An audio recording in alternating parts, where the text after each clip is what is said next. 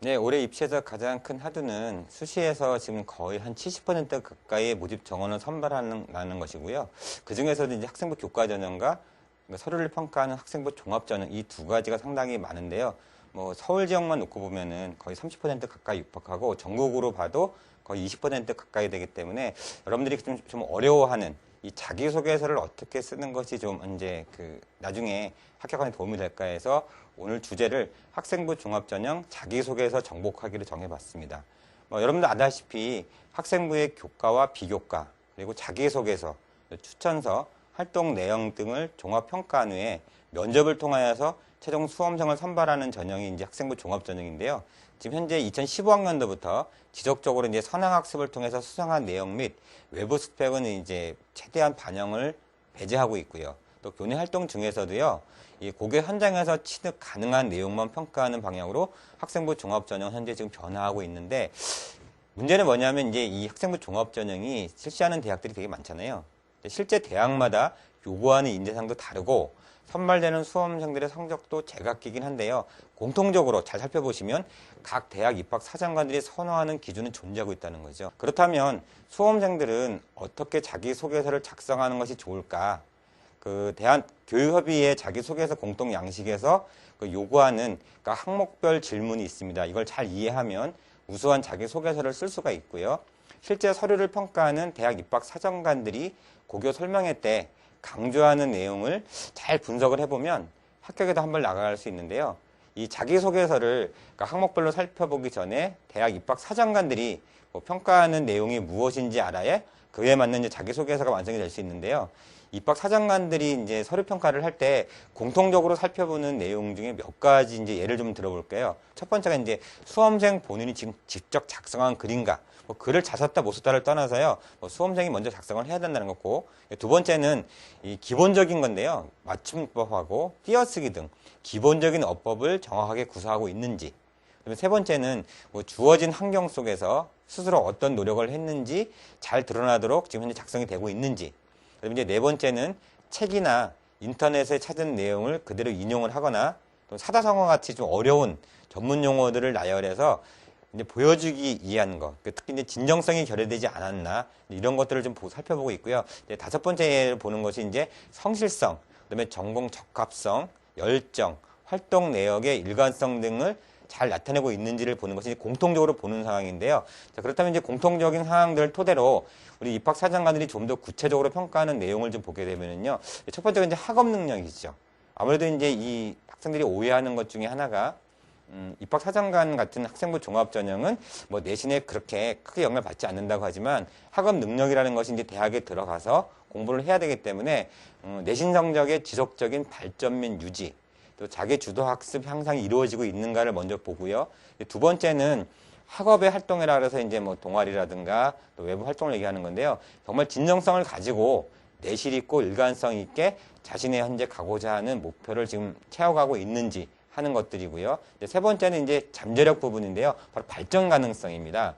목적 의식을 가지고 부족한 부분들을 채워서 자신만의 것으로 만들어가고 있는지가 이제 입학 사정관들이 좀 더 자세하게 보는 것들인데요. 자, 그렇다면 이러한 지식을 바탕으로 해서 자기소개서에 있는 질문 내용을 우리가 하나하나 무엇을 요구하고 있고 평가하는지 한번 살펴보겠는데요. 자, 첫 번째 질문이 그거죠. 고교 재학 기간 중에 학업에 기울인 노력과 학습 경험에 대해서 자유롭게 기술하시오 하는 부분인데 이건 천자 이내에 쓰는 건데요.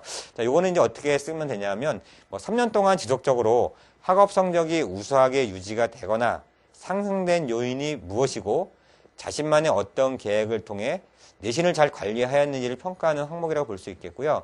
내신 관리가 잘 이루어진 수험생들은 성실성 면에서 좋은 이미지를 주게 되고 특히 차후 지원하고자 하는 전공과 연관된 과목에 대한 성적이 우수한 수험생 또한 전 과목이 우수한 수험생 못지않게 좋은 평가를 받는데 예를 들면 내가 자연계인데 수학이나 과학 성적이 조금 더 뛰어나다 다른 과목보다 바로 그런 얘기를 하는 겁니다. 즉 자신만의 내신 관리의 스토리를 중요하게 평가하는 항목이라고 볼 수 있는 게 첫 번째 항목이고요. 자, 이제 두 번째 질문 내용은 뭐냐면 고교 재학 기간 중에 본인이 의미를 두고 노력했던 교내 활동인데요. 교내 활동은 이제 교과도 있고요. 비교과도 포함되는 건데, 이제 3개 이내로 요약을 하라고 되어 있습니다. 이거는 이제 1,500자 이내로 되어 있는데, 이제 그 우리 수험생들이 글을 쓸 때 이제 오해하는 부분이 3개 이내라니까 다 3개를 꼭 쓰려고 하는 친구들이 있어요. 근데 이거는 3개 이내이기 때문에 본인이 하나만 써도 되고요. 뭐 2개만 써도 상관이 없습니다. 그래서 가장 임팩트한 내용을 갖고 쓰는데요. 자, 이거에 대한 어떤 그 답변을 보게 되면 평가하고자 하는 내용 자체가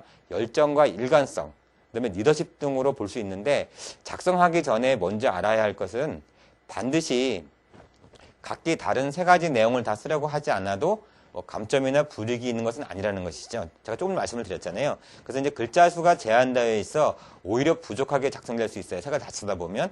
그래서 활동 내역 중에 우수한 순서대로 배열해 본 후에 가장 어필할 수 있는 내용을 중심으로 쓰는 것이 활동 개수에 관계없이 더 우수한 점수를 받을 수 있다는 거 꼭 명심을 해두시고요. 자, 교내 활동이 지원 학과와의 연관성 및 활동 계기 등이 잘 나타나고 있는지 또는 타인에 비해서 좀 특별하면서도 활동의 의미를 충분히 표현하고 있는지, 그 다음에 활동 경험에 대한 구체적인 사례를 통해서, 여기서 중요한 게 있습니다. 사례입니다. 구체적인 사례. 이 사례를 통해서 열정 등을 쓰고 있는 것이 중요한 항목으로 현재 2번째 항목에서 평가를 받고 있는 내용이라고 볼 수 있겠고요.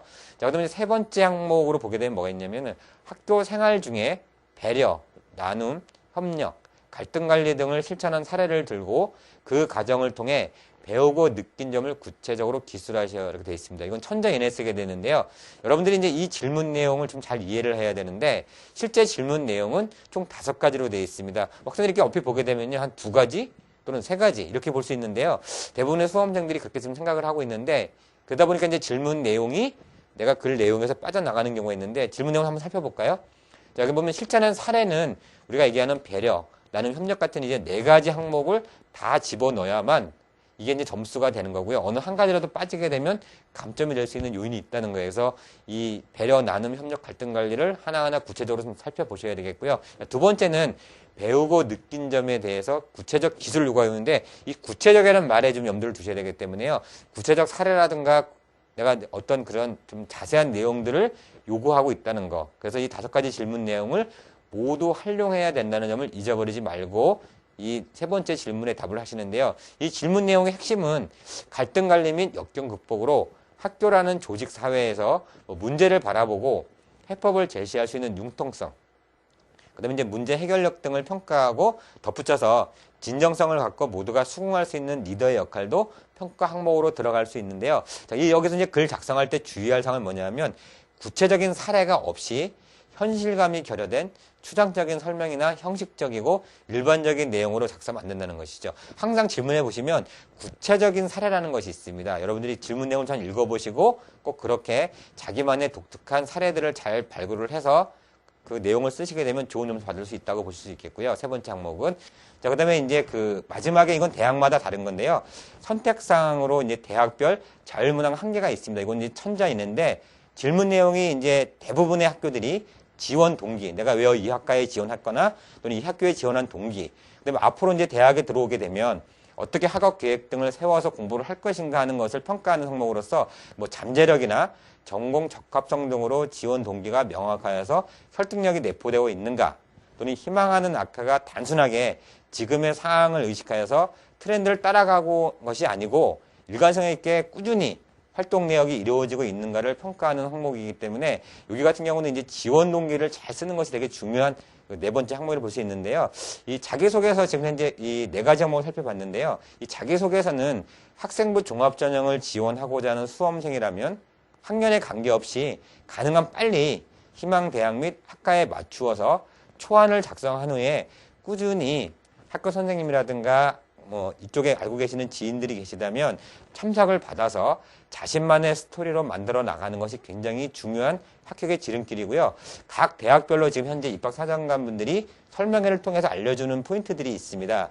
이런 것들을 알아두면은 앞으로 자기소개서를 작성해서 합격하는 데 많은 도움이 될 거라고 볼 수 있습니다.